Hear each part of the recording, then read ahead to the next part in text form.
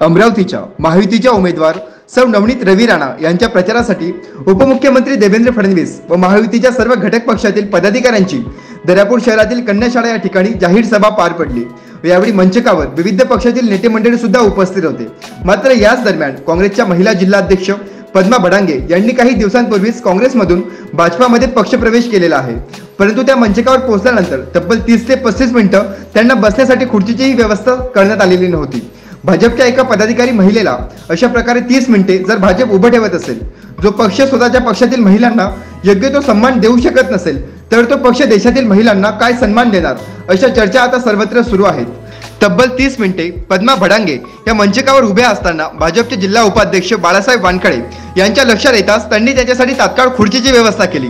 मात्र पदाधिकारी महिला मंचावर उभ्या असताना याकडे कुणाचंही लक्ष कसं गेलं नाही, या चर्चांना आता सर्वत्र उधाण आलेलं आहे। एकीकडे महिला सक्षमीकरण आणि महिलांना देशाचा पाया मांडणाऱ्या पंतप्रधान नरेंद्र मोदींचा भाजप पक्ष, तर दुसरीकडे त्याच पक्षातील महिला पदाधिकाऱ्यांना तासनतास मंचावर अपमानास्पद वागणूक सहन करत उभं राहावं लागते। ही एक अपमानास्पद आणि पक्षाला काळीमा पुसणारी बाब आहे, असा टोला आता विरोधी पक्षातील नेत्यांनी मारलेला आहे।